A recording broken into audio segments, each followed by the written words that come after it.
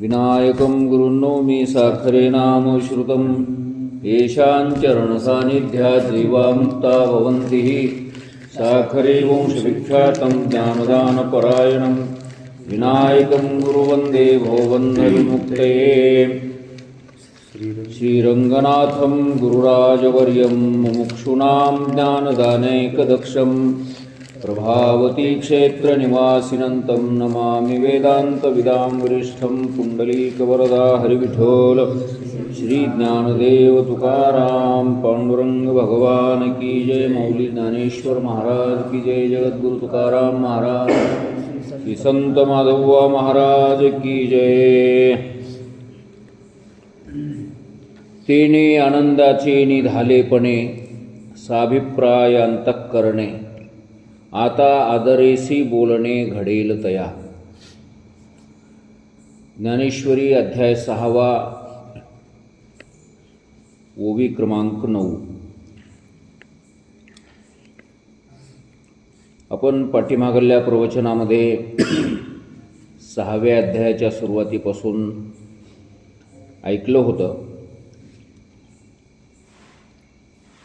संजय आणि धृतराष्ट्र यांच्या संवादापासून ज्ञानेश्वर महाराज सुरुवात करतात।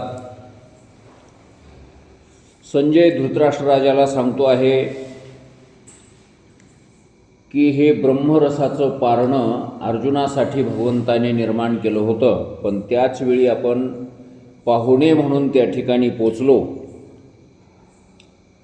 कशी आपल्या दैवाची आगळीक आहे काही सांगता येणार नाही। ज्याप्रमाणे एखाद्या तहानलेल्या माणसाला पाणी पाजवावं आणि त्याने ते चव घेऊन पाहावी तर ते पाणी नसून अमृत निघावं, तसाच हा प्रकार झाला। हे आडमुठाने आपल्याला तत्त्व पावलेलं आहे, आडमार्गाने हे ब्रह्मतत्व आपल्याला प्राप्त झालेलं आहे। अशा प्रकारे ज्यावेळेस संजय धृतराष्ट्राला म्हणायला लागला त्यावेळेस धृतराष्ट्र म्हणाला की बुवा हे मी तुला विचारलं नव्हतं, हे न पुसो तुते। आणि एवढ्याच एका गोष्टीने धृतराष्ट्र राजाचं मनोगत संजयाला समजलं की बाबा याच्या मनात काय आहे। यावेळी याच्या मनामध्ये स्वतःच्या पोराबद्दलची वार्ता विचारायचं आहे। जे अवसरी आहे घेतले कुमारांची या। अशा प्रकारे त्या म्हाताऱ्याचं मनोगत जाणून मनातल्या मनात संजयाला हसू आलं आणि मनातल्या मनात तो बोलायला लागला की यावेळी कृष्णाचं आणि अर्जुनाचं जे बोलणं झालं हे अतिशय चांगलं अशा प्रकारचं बोलणं झालेलं आहे। परंतु काय करावं, हा आंधळा आहे, जसा वरून आंधळा आहे तसाच आतूनही आंधळा आहे, याला कसं काय बरं हे कळेल। त्याचप्रमाणे हे जर आपण उघड उघड बोलायला लागलो तर हा रुसून बसेल, माझ्यावर नाराज होईल, किंवा हा मूळ विषयाची याला काय विचारलं होतं त्या गोष्टीबद्दलची त्याला आठवण पुन्हा प्राप्त होईल। अशा प्रकारे मनामध्ये येऊन संजय काही बोलला नाही, पण आपल्या मनामध्ये तो चांगल्या प्रकारे संतुष्ट झालेला आहे। कारण कृष्णार्जुनाचा संवाद त्याला इच्छा नसतानाही ऐकायला मिळाला आणि त्या आनंदाच्या योगाने तेने आनंदाचे निधालेपणे की कृष्णार्जुनाचं बोलणं त्याला अनायासे ऐकायला मिळालं, सहजासहजी ऐकायला मिळालं आणि तो आपण चित्ती आपुला निकिया परी संतोषला। तो आपण आपल्या चित्तामध्ये चांगल्या प्रकारे संतुष्ट झालेला तो संजय, कृष्णार्जुनाचं बोलणं मला सहजासहजी मिळालं याचा संतोष त्याला झालेला आहे, याचा आनंद त्याला झालेला आहे। आणि त्या आनंदाच्या धालेपणाने, त्या आनंदाने तृप्त झाल्याच्या योगाने साभिप्राय अंतःकरणे, अभिप्रायासह अंतःकरणामध्ये अभिप्राय हा घेऊन आता आदरेसी बोलणे घडेल तया। आता मोठ्या आदराने तो धृतराष्ट्राला बोलतो आहे. आता हा धृतराष्ट्र आणि संजय या दोघांचा संवाद या ठिकाणी ज्ञानेश्वर महाराज सांगतात. तेने आनंदाचे निधालेपणे साभिप्राय अंतःकरणे आता आदरेसी बोलणे घडेल तया. त्या संजयाला त्या धृतराष्ट्राबद्दलचा मोठा आदर मनामध्ये ठेवून अभिप्राययुक्त अंतःकरणाने आनंदाच्या धालेपणाने आता बोलणे घडेल. वरवर बोलायचं. हां, धृतराष्ट्र वरवर बोलायचं आहे आणि मनामध्ये आपल्या ते आनंदाच्या योगाने संतुष्ट झालेला आहे. तर तो गीते माझी षष्ठीचा प्रसंगू असे आयणीचा जैसा क्षीरार नवी अमृताचा निवाडू झाला. ज्ञानेश्वर महाराज या 6व्या अध्यायाचं वर्णन इथून पुढे करतात. हा 6वा अध्याय कसा आहे तर तो गीते माझी षष्ठीचा म्हणजे हा 6व्या अध्यायाचा, गीतेमध्ये हा 6व्या अध्यायाचा जो प्रसंग आहे षष्ठीचा प्रसंगू असे आयणीचा म्हणजे बुद्धिमान लोकांचा हा प्रसंग आहे. तीक्ष्ण बुद्धी असलेल्या लोकांचा हा प्रसंग आहे. इथं येरा गबाळाचे काम नाही. हा प्रसंगू असे आयणीचा बुद्धीचा प्रसंग आहे. बुद्धीने तो ग्रहण करण्यासारखा आहे. बुद्धी असणाऱ्या लोकांच्याकडून तो ग्रहण करण्यासारखा आहे. मोठी गंमत आहे. शास्त्र आहे आणि शास्त्र असल्यामुळे हे समजून घ्यायला बुद्धी लागते. कोणतेही शास्त्र असो बुद्धिमान माणसंच वळतात आणि जे निर्बुद्ध लोक आहेत त्याला अवघड गोष्टीमध्ये काही रुची नसते. अवघड समजून घेण्यातही काही त्यांना इंटरेस्ट वाटत नाही, आवड वाटत नाही, कारण त्याच्या ते बुद्धीला झेपतच नाही ते. म्हणून सर्वसाधारण लोकाला सर्वसाधारण सांगणारे तेच लोक आवडतात.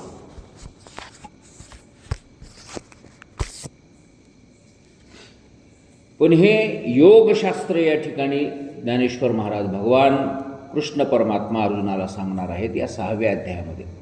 आणि योगशास्त्र समजण्याकरता बुद्धी असावी लागते आणि तशा प्रकारचा अभ्यास करण्याकरता आपली तयारीसुद्धा असावी लागते. या दोन्ही गोष्टी आपल्याकडे असाव्या लागतात. तर याचा फायदा आपल्याला निश्चित होणार आहे. नुसती बुद्धी असून चालत नाही, तर तशा प्रकारचे कर्म करण्याची सुद्धा आपली तयारी असावी लागते. कोणतीही गोष्ट नुसती माहिती झाल्यामुळं आपल्याला मिळत नाही, तर ते माहिती व्हावं लागतंय आणि ते मिळविण्याकरता प्रयत्नही करावा लागतो. जसं शेतीमध्ये एक नवीन अशा प्रकारचं पीक आता प्रसिद्धीला यायला लागलेलं आहे, चिया सीड नावाचं. चिया सीड आता सध्या त्याची किंमत आहे 24,000-25,000 रुपये क्विंटल आणि 1 एकरमध्ये 5 ते 6 क्विंटल अशा प्रकारचं उत्पन्न त्याचं होऊ शकते. कोण्याही जमिनीमध्ये येतं आहे. खत लागतो, त्याला इतके पाणी लागतात, त्याला अमक्या फवारण्या लागतात वगैरे वगैरे. ह्या सगळ्या गोष्टीची माहिती झाली तर ते उत्पन्न आपल्याला मिळेल का? नाही मिळणार. तर त्या माहितीप्रमाणे आपल्याला तशा प्रकारची क्रियासुद्धा करावी लागेल, हे की नाही, तर आपल्याला ते उत्पन्न मिळेल. समजा दूध डेअरी आपल्याला काढायची, तर त्या दूध डेअरीचे फायदे काय, कशी करावं लागते, त्याचं काय नियोजन असतं, हे सगळी माहिती मिळाली म्हणजे फायदा होतोच काय? नाही, माहिती कोणाला मिळते. पण ती नुसती माहिती मिळून भागत नाही, तर तशा प्रकारची क्रियासुद्धा करावी लागते. त्या सगळ्या गोष्टी आचरणात आणाव्या लागतात, तर त्याच्यापासून आपल्याला काय मिळतो? फायदा मिळतो. तसंच हे योगशास्त्र कसं आहे, नुसती योगाची माहिती, आसन कसं घालावं, प्राणायाम कसा करावा, यम काय आहे, नियम काय आहे, या सगळ्या गोष्टी माहिती असून त्याचा उपयोग आपल्याला होत नाही. तर त्या तशा गोष्टी आपण कराव्या लागतात तर त्याचा फायदा. नुसतं आसनाची माहिती झाली म्हणजे त्याचा फायदा नाही, तर ते आसन आपल्याला करता यावं लागतं, करावं लागते, क्रिया करावी लागते.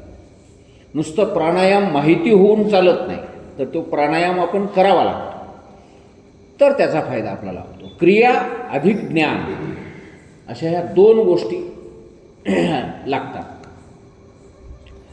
तर म्हणून एकतर माहिती मिळविण्याकरता त्या ठिकाणी बुद्धी असावी लागते, ती माहिती आपल्याला समजण्याकरता बुद्धी असावी लागते, आणि ते क्रिया करण्याकरता आपल्या शरीराची तयारी असावी लागते, आपल्या मनाची तयारी असावी लागते, आपल्या बुद्धीचा निश्चय असावा लागतो, तरच त्या गोष्टी आपल्याला फलद्रूप होतील, फायदेशीर ठरतील. अन्यथा त्या आपल्या फायदेशीर ठरायच्या नाही. म्हणून ज्ञानेश्वर महाराज या ठिकाणी असं म्हणतात की तो गीते माझी षष्ठीचा प्रसंग असे अयणीचा. अयणी म्हणजे बुद्धी. हा बुद्धिमानाचा प्रसंग आहे, बुद्धीने ग्रहण करण्यासारखा प्रसंग आहे. सर्वसाधारण लोकांना हे समजण्यासारखी किंवा करण्यासारखी सुद्धा गोष्ट नाही. तसं तर योग हा खूप कठीण आहे असं म्हणूनच सांगितलेलं आहे. कठीण का आहे तर आसनापासून त्याची सुरुवात आहे. आता आसन म्हणजे काय, तर आसन म्हणजे कोणत्याही एका पद्धतीनं आपण बसलो असताना त्याच पद्धतीने 5 ते 6 घंटे आपल्याला बसलं तरी कुठल्या प्रकारचा त्रास होऊ नये, म्हणजे याला काय म्हणतात, आसन म्हणतात.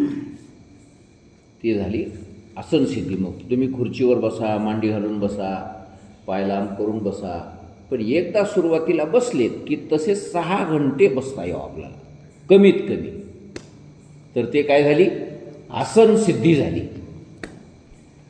मग आता आपल्याला होते का तसं, ते होऊ शकत नाही. प्रवचनामध्ये आपल्याला 1 तास बसायचं आहे, पण तासभरही आपलं बसणं अवघड जातं आहे.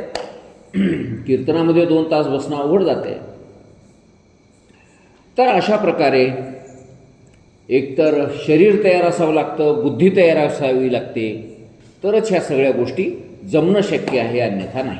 म्हणून हा प्रसंग असे अयणीचा असं ज्ञानेश्वर महाराजांनी म्हटलेलं आहे. जैसा क्षीरार्णवी अमृताचा निवाडू झाला. हा 6वा अध्याय म्हणजे कसा आहे, संपूर्ण भगवद्गीतेमधून हा निवडून बाजूला काढलेला अशा प्रकारचा अध्याय, सार म्हणून निवडून काढलेला, महत्त्वाचा म्हणून निवडून काढलेला हा 6वा अध्याय ज्ञानेश्वर महाराज वर्णन करतात. कसं तर क्षीरसमुद्राचं मंथन करते वेळेस जसं अमृताचा निवाड करण्यात आला, अमृतच बाजूला काढण्यात आला, जैसा क्षीरार्णवी अमृताचा निवाडू झाला. सगळ्यात महत्त्वाची गोष्ट त्या क्षीरसमुद्र ढवळीत असताना सगळ्यात महत्त्वाची गोष्ट कोणती जर मिळाली असेल तर काय मिळालं, अमृत मिळालं, अमृत मिळालं. तर अशा प्रकारे क्षीरार्णवी अमृताचा निवाडू झाला. क्षीरार्णव म्हणजे काय, क्षीर म्हणजे दूध आणि अर्णव म्हणजे समुद्र, दुधाचा समुद्र, त्याला क्षीरार्णव असं म्हणतात. आणि त्या क्षीरसागरामध्येच कोण राहतो, भगवान विष्णू राहतात. क्षीरसागरामध्ये त्याचा निवास आहे. आणि त्याच सागरामध्ये काय केलं, मंथन करण्यात आलं. आणि त्याच सागरामधून 14 रत्न बाहेर निघाले. अशा प्रकारची कथा आपल्याला पुराणामध्ये ऐकायला मिळते. एकदा दुर्वास ऋषी फिरत फिरत स्वर्गाला गेले आणि स्वर्गामध्ये फिरत असताना त्यांच्या गळ्यामध्ये कोणीतरी एक ते कमळाच्या फुलाचा हार घातलेला होता. आणि समोरून ऐरावत हत्तीवर बसून इंद्रदेव आला. आणि ते इंद्रदेवाला पाहिल्याबरोबर स्वर्गाचा राजा आहे, तर याचं दर्शन आपल्याला झालेलं आहे, भेट झालेली आहे, तर काहीतरी भेटवस्तू त्याला आपण द्यावी. रिकाम्या हाताने राजाचं दर्शन घेऊ नये, देवाचं दर्शन घेऊ नये, गुरुचं दर्शन घेऊ नये असा नियम आहे. 5-6 लोकांकडे माणसाने रिकाम्या हाताने जाऊ नये. कोणाकडे रिकाम्या हाताने जायचं नाही, देवाकडे रिकाम्या हाताने जायचं नाही, गुरुकडे रिकाम्या हाताने जायचं नाही. त्याचप्रमाणे राजाकडे रिकाम्या हातानं जायचं नाही, 3 झाले. त्याच्यानंतर लहान लेकराला जर आपल्याला बघायला जायचं असेल तर रिकाम्या हातानं जायचं नाही. जर म्हाताऱ्या माणसाला, बिमार पडलेल्या माणसाला जर बोलायला जायचं असेल तर रिकाम्या हाताने जायचं नाही. आणि मित्राच्या घराला जर जायचं असेल तरी रिकाम्या हातानं जायचं नाही. अशा ह्या 6 ठिकाणी रिकाम्या हाताने जाऊ नये असा शास्त्राचा नियम आहे. तसं ढोबळमानाने असं एका सुभाषितकारांनी सांगितलेलं आहे की रिक्त पाणीर न पश्येत राजानम देवताम गुरु. रिकाम्या हाताने राजा, देवता आणि गुरु या तिघांच्याकडे जाऊ नये असं शास्त्र आहे. तर समोरून राजा येतो आहे, स्वर्गाचा राजा आहे, तो इंद्रदेव आहे, देवांचाही तो प्रमुख आहे. आणि म्हणून त्या दुर्वास ऋषीच्या जवळ काही नव्हतं द्यायला. आता ऋषीच होते, साधूच होते, काय असणार आहे. आणि मग त्यांच्या गळ्यामध्ये ते कमळाच्या फुलाचा हार होता. कोणीतरी संत पूजा करून त्यांच्या गळ्यामध्ये टाकलेला. आणि तो मग कमळाच्या फुलाचा हारच गळ्यातला काढला आणि इंद्रदेवाच्या गळ्यामध्ये टाकला. इंद्रदेवाने तो गळ्यात तर घालून घेतला, पण लगेच त्या दुर्वास ऋषीच्या समोरासमोरच तो गळ्यातून काढला आणि ते समोर हत्ती होता त्या हत्तीच्या गळ्यामध्ये टाकला, हत्तीच्या डोक्यावर टाकला. हत्तीच्या डोक्यावर टाकल्याच्या नंतर तो ऐरावत हत्ती, त्याने सोंडेनं तो आपला हार घेतला आणि जमिनीवर टाकला. जमिनीवर टाकल्याच्या नंतर त्या हारावर त्या हत्तीने पाय दिला. पाय दिल्याच्या नंतर तो हार चुरगळून गेला. आता कमळाचं फूल आहे ते, हत्तीनं पाय दिल्याबरोबर त्याचा काय झाला, सगळा चुराडा झाला. आणि अशा प्रकारे त्या हाराची विल्हेवाट लागलेली बघून दुर्वास ऋषीला मोठा क्रोध निर्माण झाला, आधीच रागीट. आणि ती अशी दशा झाली त्या हाराची आणि त्यांना क्रोध उफाळून आला. आणि त्यांनी शाप दिला इंद्रदेवाला की तू श्रीविहीन होशील, लक्ष्मीविहीन होशील. म्हणजे ज्या कमळामध्ये लक्ष्मीचा वास आहे त्या लक्ष्मीला सुद्धा कमला असं नाव आहे. त्या लक्ष्मीचा जणू तू अपमान केलेला आहेस. कमळाचा अपमान म्हणजे त्या लक्ष्मीचा अपमान झाला. आणि म्हणून तुला हा अशा प्रकारचा शाप देतो की तू श्रीविहीन होशील, लक्ष्मीविहीन होशील. प्रकार असा झाला की ही गोष्ट हा म्हणता पसरली आणि बळीराजाच्या कानावर गेली. त्यावेळेस या मृत्यू लोकामध्ये कोणाचं राज्य होतं? बळीराजाचं राज्य होतं. बळीराजाच्या कानावर ही गोष्ट गेली. बळीराजाचं आणि इंद्रदेवाचं अगोदरच जमत नव्हतं, कारण बळीराजा हा दैत्य कुळातला होता, इंद्रदेव हा देव कुळातला होता. देवाचं आणि दैत्याचं नेहमीच भांडण होत असायचं. भाऊ भाऊच होते हे, पण सावत्र भाऊ होते. माया 2 होत्या, बाप 1 होता. दिती आणि आदिती अशा 2 त्यांच्या माता होत्या. दितीपासून जन्मले ते दैत्य झाले आणि आदितीपासून जन्मले ते देव झाले. आदित्य अधिक सर्व देव आदितीपासून जन्मले, म्हणून सूर्याचं नाव एक आहे आदित्य. आदित्य का म्हणतात सूर्याला? त्याचं कारण आदितीपासून त्याचा जन्म झाला म्हणून. तर अशा प्रकारे देव आणि दैत्य या दोघांचं त्या स्वर्गाबद्दलचं भांडण नेहमीच चालू असायचं. आणि मग हे बळीराजाच्या कानावर गोष्ट गेली की दुर्वास ऋषीनं इंद्रदेवाला शाप दिला. आणि शाप दिल्याच्या योगाने शापित झालेला तो इंद्रदेव त्याच्यावर त्याला जिंकणे आता काही अवघड जाणार नाही. आणि म्हणून बळीराजाने लगेच त्याच्यावर आक्रमण केलं, इंद्रदेवाला पराभूत केलं, स्वर्गातून हाकालून दिलं. म्हणजे तो शाप खरा झाला, तो श्रीविहीन झाला. मग तो इकडं तिकडं भटकायला लागला, कुठं जाऊन लपून बसला. आता हा बळीराजा मला मारतो म्हणून असे कितीतरी हजारो वर्ष बळीराजाने स्वर्गाचं राज्य केलं. आणि इंद्रदेव हा असा हजारो वर्ष भटकत राहिला. मग आता किती दिवस भटकायचं, असं कुठं लपून बसायचं. तर शेवटी इंद्रदेव ब्रह्मदेवाकडे गेले. ब्रह्मदेवाने सांगितलं बाबा ह्या सगळ्या गोष्टीचा उपाय मला काही सांगता येणार नाही, आपण महादेवाकडे जाऊ. महादेवाकडे गेले. महादेवानं सांगितलं हे आमच्याही आवाक्यातली गोष्ट नाही, तर भगवान विष्णूकडे जाऊ आपण सगळेच्या सगळे. मग कुठे गेले? क्षीरसमुद्रावर भगवान विष्णूच्या भेटीला गेले. भगवान विष्णूची विनंती केली. भगवान विष्णूने त्यांना एक मार्ग सांगितला. हे पहा म्हणले, सध्या तुमचा पडतीचा काळ आहे, तुमच्याकडे कुठल्याही प्रकारचं बळ नाही, सर्व संपत्ती बळीराजाच्या स्वाधीन आहे, सगळे सैन्य तुमचे बळीराजाच्या स्वाधीन आहेत, शस्त्रबळ, अस्त्रबळ, संपत्तीचं बळ, आर्थिक बळ, सगळंच्या सगळं बळीराजाच्या स्वाधीन आहे. तुम्ही चक्क रिकामे असल्यामुळे आताच त्यांच्याबरोबर युद्ध करून तुम्हाला काही विजय मिळणार नाही. तर जोपर्यंत हा तुमचा अशा प्रकारचा वाईट काळ चालू आहे तोपर्यंत तुम्ही त्यांच्याबरोबर काय करा? संधी करा. संधी करा. आणि दोघांची संधी झाल्याच्या नंतर देव आणि दैत्य या दोघांनी मिळून समुद्रमंथन करावं आणि त्या समुद्रमंथनातून निघालेले रत्न दोघांनी अर्धे अर्धे करून घ्यावेत आणि मग तुमच्याकडं संपत्ती येईल. आणि संपत्ती आल्याच्या नंतर मग तुम्ही बळीराजाबरोबर युद्ध करू शकता. अशा प्रकारचा सल्ला भगवान विष्णूने इंद्रदेवाला दिला. इंद्रदेवाला ती गोष्ट पटली. लगेच बृहस्पतीला पाठवून, गुरु बृहस्पतीला पाठवून बळीराजाची भेट घेण्यात आली. बळीराजाला सांगितलं की बुवा आता किती दिवस संधी करायची ते तयारी करत आहेत, किती दिवस त्यांना भटकायला लावता असं, तर संधी करा. दोघेही एकामेका मनानं मिळून राहा, एका ठिकाणी राहा. भांडण करण्यात काय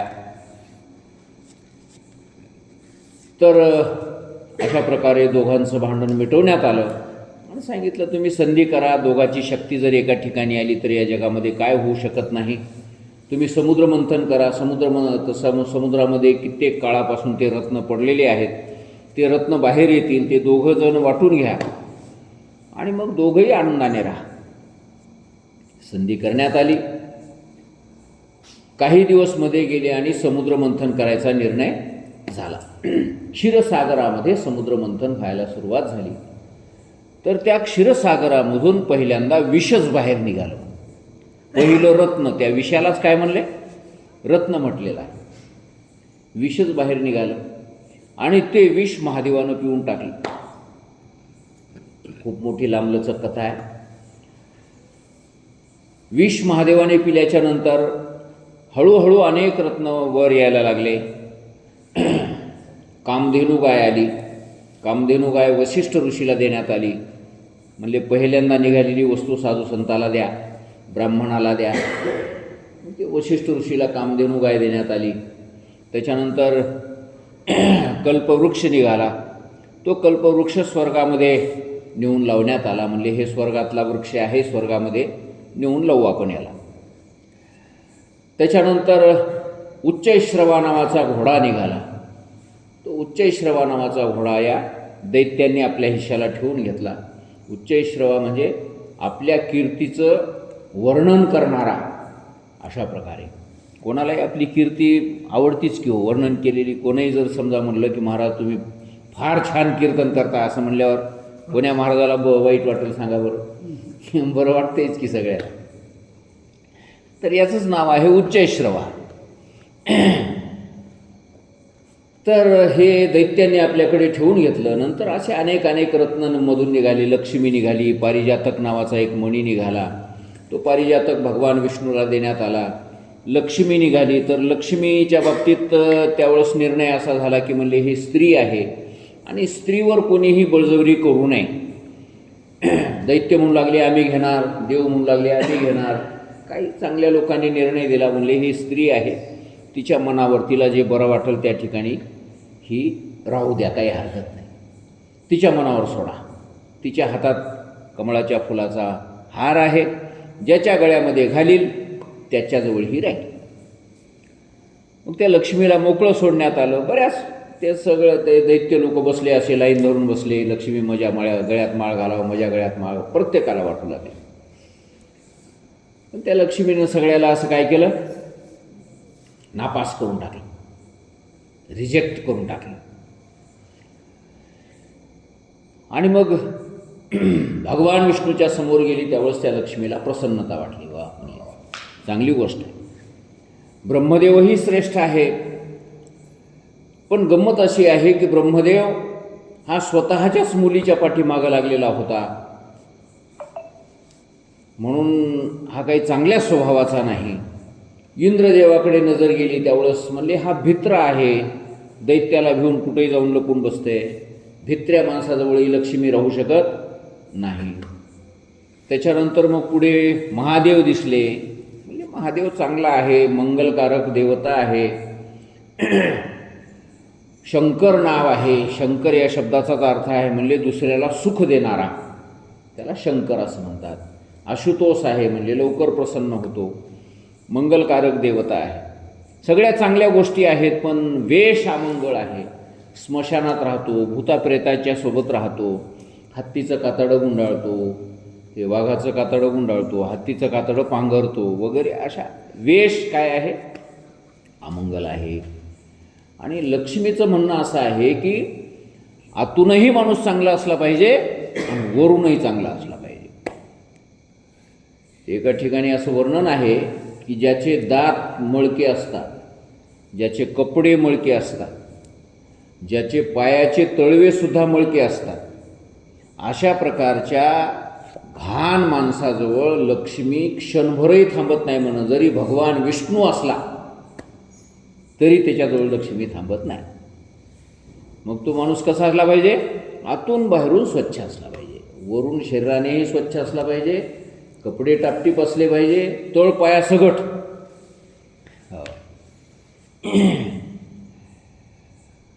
तर अशा प्रकारच्या व्यक्तीजवळ लक्ष्मी थांबते असं वर्णन एका ठिकाणी आलेलं आहे.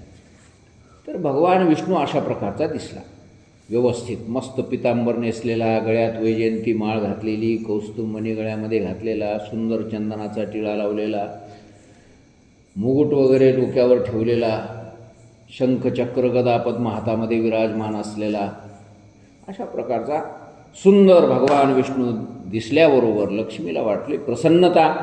आणि भगवान विष्णूच्या गळ्यामध्ये लक्ष्मी मातेनं तो हार घालून टाकला.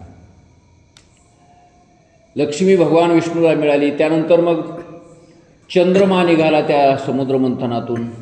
चंद्रमा म्हणले मी प्रकाश देणारा आहे, सगळ्यांना प्रकाश देईल, देवाला देईल, दैत्यांनाही देईल. मग त्याला आकाशामध्ये स्थापन करण्यात आलं. त्याच्यानंतर पुढे धन्वंतरीवर आले, वैद्य, डॉक्टर धन्वंतरी. आता हे कुठे आयुर्वेदिक दवाखान्यामध्ये जर आपण गेलो तर त्या ठिकाणी ते धन्वंतरीचे फोटो आपल्याला बघायला मिळते. हातामध्ये ते अमृताचा कुंभ घेतलेले धन्वंतरी, त्याचे फोटो आपल्याला पाहायला मिळते. तर ते धन्वंतरी समुद्रमंथनातून वर आलेले आहेत, पहिले डॉक्टर जगातले, पहिला वैद्य जगातला. मग दैत्यही म्हणायला लागले हे डॉक्टर आमच्या हिश्श्याला येऊ द्या. देवही म्हणू लागले आमच्या हिश्श्याला येऊ द्या डॉक्टर. डॉक्टर कोणाला नको वाटत. त्यावेळेस त्या डॉक्टरनं सांगितलं, त्या वैद्यानं सांगितलं, धन्वंतरीनं सांगितलं की बाबा मी वैद्य आहे आणि मी बिमार माणसाची सेवा करण्याकरताच वैद्य झालेलो आहे.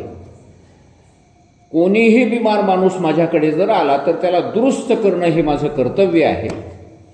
मग तो कोण्या पार्टीचा आहे, कोण्या पक्षाचा आहे, काँग्रेसचा आहे का BJPचा आहे याचा मी विचार करणार नाही. दंगा कोणाचाही कोणासंग हो, दोन्ही बाजूचे दंगा करणारे डोसके फोडून घेऊन जर माझ्याकडे आले तर त्या दोघाच्याही फुटलेल्या डोसक्याचा विलाज करणं माझं कर्तव्य आहे. हा याचं बरोबर आहे की याचं चूक आहे, याचं बरोबर आहे की याचं चूक आहे, याचा निर्णय करणं माझ्याकडे नाही. बरोबर कोणाचंही असो, चूक कोणाचंही असो, त्याचं डोकं फुटलंय आणि ते दुरुस्त करणं एवढंच माझं कर्तव्य आहे. चूक बरोबर ते पोलीस ठाणा बघून घेईल, ते कोर्ट बघून घेईल, त्याच्याशी आम्हाला काही देणं घेणं नाही. अशा प्रकारचा निर्णय कोणी दिला? धन्वंतरीनं, डॉक्टरनं दिला. आणि त्याच्यानंतर त्याच्या हातात जो अमृतकुंभ होता त्या अमृतकुंभासाठी मग वाद निर्माण झाला की म्हणजे हातातला अमृतकुंभ आम्हाला द्या. मग दैत्य म्हणायला लागले अमृतकुंभ आम्ही घेणार, देव म्हणायला लागले अमृतकुंभ आम्ही घेणार. दैत्यांनी धन्वंतरीच्या हातातला हिसकाटून घेतला, लागले पळायला. इकडं देव त्याच्या पाठीमागं लागले आणि अशा प्रकारे त्या अमृतकुंभासाठी या दोन्ही देव दैत्यांचं युद्ध व्हायला लागलं, भांडण व्हायला लागलं. आणि मग तो अमृतकुंभ 4 ठिकाणी ठेवण्यात आला.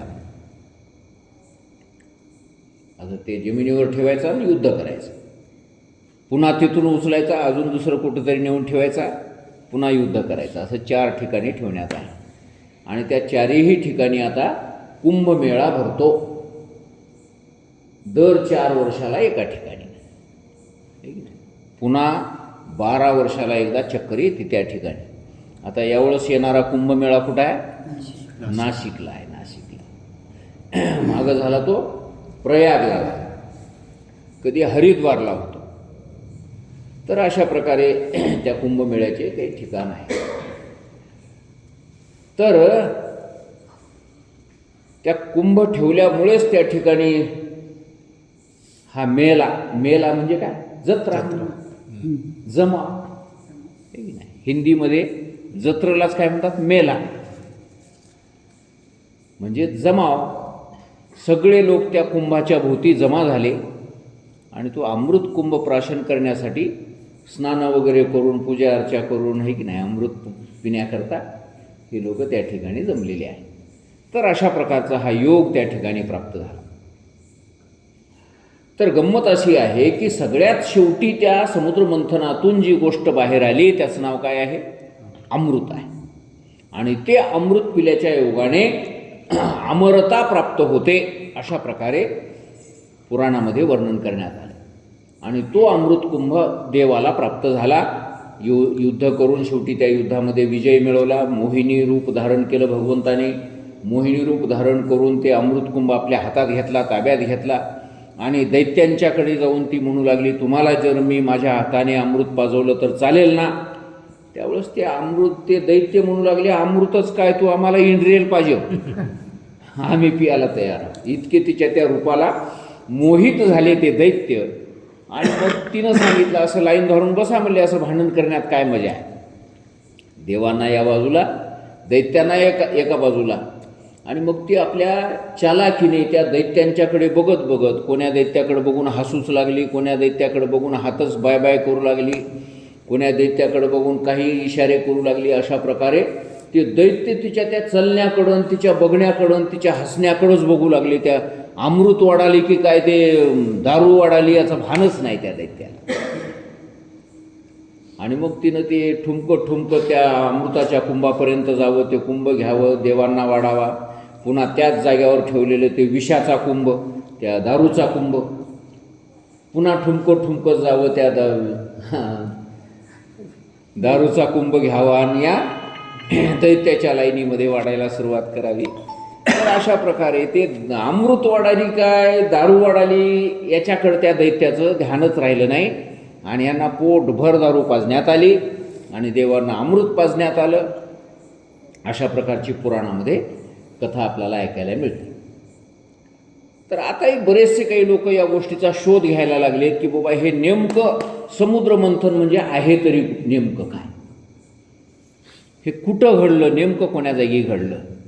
जर समजा ते अमृताचा कुंभ इथं आपल्या भारत देशामध्ये 4 ठिकाणी ठेवण्यात आला तर मग ते पृथ्वीवरच कुठंतरी घडलं असलं पाहिजे.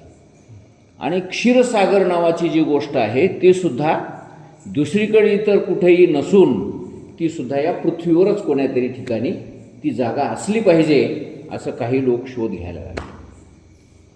काही लोकांनी ती जागा शोधूनही काढली असं म्हणतात. आता खरी ती आहे न आहे देव जाणे. क्षीरसागर कुठं आहे तर आता पृथ्वीवर ग्रीनलँड नावाचा एक देश आहे. हा, उत्तर टोकाला, उत्तर ध्रुवाकडे ग्रीनलँड नावाचा एक देश आहे. अमेरिकेच्या बाजूला, रशिया आणि अमेरिका या दोन्हीच्या मध्यभागी. तर त्या ठिकाणी सूर्य उदय झाला की 6 महिन्याचा दिवस होतो आणि सूर्य मावळला की 6 महिन्याची रात्र होते. 6 महिने दिवस आणि 6 महिने रात्र. आता उत्तरायण सुरू झाला म्हणजे तिकडं सूर्योदय व्हायला सुरुवात झाली आणि पुन्हा मिरगाच्या वेळेस सूर्य इकडं यायला सुरुवात होतो दक्षिणायनाकडे, तर त्यावेळेस तिथं काय होते, रात्र व्हायला सुरुवात होते. अशा प्रकारे 6 महिन्याचा दिवस आणि 6 महिन्याची रात्र त्या ग्रीनलँड नावाच्या देशामध्ये घडते. तिथं राहणारे माणसं आताही म्हातारे होईनात म्हणून 150-150 वर्षापर्यंत ते लोक जिवंत राहतात. दिसायला अतिशय सुंदर असतात आणि सगळा बर्फाळ अशा प्रकारचा तो भाग आहे. तर त्याच ठिकाणी भगवान विष्णूचं वास्तव्य आहे असं काही लोकांचं म्हणतात आणि त्यालाच क्षीरसागर असं म्हटलेलं आहे. सगळा बर्फाळच भाग, बर्फच बर्फ चौकट. त्यालाच पूर्वीच्या काळामध्ये श्वेतद्वीप म्हणत होते. श्वेतद्वीप पतिश्चित्तम असं भागवतात वर्णन करण्यात आलं. त्याला श्वेतद्वीप असंही म्हणत होते आणि त्यालाच क्षीरसागर असंही नाव आहे. तर त्याच ठिकाणी जवळपास कुठंतरी समुद्रामध्ये मंथन केलेलं असावं असं काही लोकांचा अंदाज आहे. आणि काही लोक असं म्हणतात की बुवा आकाशामधून जर आपण खाली पृथ्वीकडे पाहिलं तर आफ्रिका खंडाच्या बाजूला असं एक ठिकाण आहे की ज्या ठिकाणचं पाणी दुधासारखं पांढरं दिसते आणि तोच क्षीरसागर असावा अशा काही लोकांचं म्हणणं आहे. काही लोक आकाशगंगा जे आकाशामध्ये आपल्याला दिसते ना, ते चांदण्याची भला मोठा पट्टा, तेच आहे म्हणले क्षीरसागर आणि त्याचंच मंथन त्या पूर्वीच्या काळामध्ये देवदैत्यांनी मिळून केलेलं आहे असं काही लोकांचं म्हणणं आहे. आकाशगंगा हेच त्या मंथनाचं स्वरूप आहे. कारण जसं आकाशगंगेमधूनच त्या मंथनामधूनच ते चंद्र बाहेर पडला असं आहे की वर्णन आहे. मग ते आकाशगंगेतलाच एक भाग आहे. चंद्र हा सुद्धा त्या आकाशगंगेतलाच एक भाग आहे. पुन्हा गुरु बृहस्पती आणि शुक्राचार्य हे देव दैत्यांचे ते गुरु आहेत. तर आकाशामध्ये ते आपल्याला गुरु शुक्र हे सगळे ग्रह बघायला मिळतात. तर म्हणजे हे आकाशगंगेच्या संबंधात अशा प्रकारची ही गोष्ट असावी असं काही लोकांचं म्हणणं आहे. असं अनेक प्रकारचे मतं आहेत, वादविवाद आहेत.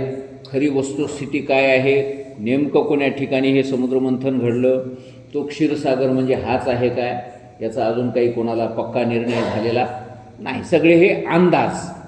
तर अशा प्रकारे कुठं का होईना, कधी का होईना, हे समुद्रमंथन पुराणामध्ये वर्णन केले त्याप्रमाणे घडलं आणि त्या मंथनामधून सर्वात शेवटी आणि सगळ्यात महत्त्वाची वस्तू काय जर निघाली असेल तर ती काय निघाली, अमृत निघाली. अमृत दर्शनाने माणसाची भूक तहान नाहीशी होते असं वर्णन आहे. नुसतं अमृताकडे पाहिलं तरी माणसाला तहान लागत नाही आणि भूकही लागत नाही आणि अमृत पिल्याच्या नंतर मरणही प्राप्त होत नाही. तर अशा प्रकारचे त्या अमृताचे काही वैशिष्ट्य आहे. अमृत दर्शनाने सर्व प्रकारचे रोग नाहीसे होतात. कुठल्याही प्रकारचा रोग, म्हातारपण, थकवा असं त्या व्यक्तीला नुसतं अमृत दर्शन झालं तरीही ह्या सगळ्या गोष्टी नाहीशा होऊन जातात आणि अमृत पिल्यावर तर प्रत्यक्ष मरणही त्याचं नाहीसं होऊन जातं. असं त्या अमृताच्या काही गोष्टी आहेत.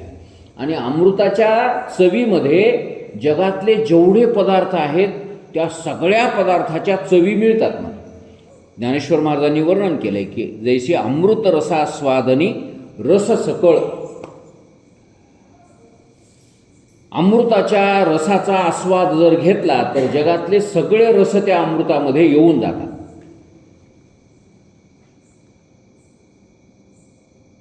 परमादरणीय पूजनीय चंद्रशेखर महाराजांनी सांगितलं होतं की वा एका अमृतामधून सगळेच्या सगळे रस कसे काय चाखायला मिळतील. तर त्यांनी असं एक त्याचं एक उत्तर सांगितलं होतं की जर समजा अमृत पित असताना कोणाला असं वाटलं की आपल्याला गुलाबजामुन खाल्ल्याचा स्वाद मिळावा, चव मिळावी, तर त्याला ते अमृत कसं लागेल, गुलाबजामुन खाल्ल्यासारखं लागेल. आणि त्याच्या शेजारी बसलेल्या माणसानं तेच अमृत पित असताना जर समजा शिऱ्यासारखी मला चव लागावी असं जर मनात आणलं तर त्याला शिऱ्यासारखी चव लागेल. कोणाला नुक्तीची चव जर आवडत असेल तर त्याला नुक्तीसारखी चव लागेल. तर अशा प्रकारे वेगळ्या वेगळ्या जगातले जेवढे पदार्थ आहेत तेवढे सगळे त्या अमृतातून प्राप्त होऊ शकतात, चंद्रशेखर महाराजांनी सांगितलं होतं. असं आता काय जे असेल ते असेल. तर अशा प्रकारे अमृत रसास्वादनी रससकळ, सर्व प्रकारचे रस त्या अमृताच्या आस्वादनामधून प्राप्त होतात असं ज्ञानेश्वर महाराजांनी वर्णन केलं. तर असे अमृताचे काही वैशिष्ट्य सांगितलेली आहेत आणि या सगळ्या गुणामुळे अमृत हे अतिशय महत्त्वाचं आहे असं ठरल्या जातं. आणि म्हणून क्षीरार्णवामध्ये सगळ्यात महत्त्वाचा शोध निवाड जसा अमृताचा लागावा त्याप्रमाणे या सगळ्या भगवद्गीतेचं मंथन केलं असता या भगवद्गीतेमधून जे अमृत बाहेर पडलेलं आहे ते अमृत म्हणजे काय आहे, तर हा 6वा अध्याय आहे असं ज्ञानेश्वर महाराज या ठिकाणी वर्णन करतात. तो गीते माझी षष्ठीचा प्रसंगू असे आयणीचा, जैसा क्षीरार्णवी अमृताचा निवाडू झाला. पुन्हा ज्ञानेश्वर महाराज सांगतात, तैसे गीतार्थाचे सार जे विवेक सिंधूचे पार, नाना योग विभव भांडार उघडले का.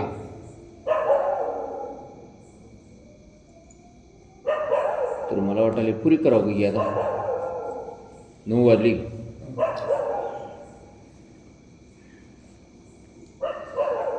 हे आपण पुढच्या एकादशीला बघू. पुंडलिक वरदा हरी विठ्ठल श्री ज्ञानदेव तुकाराम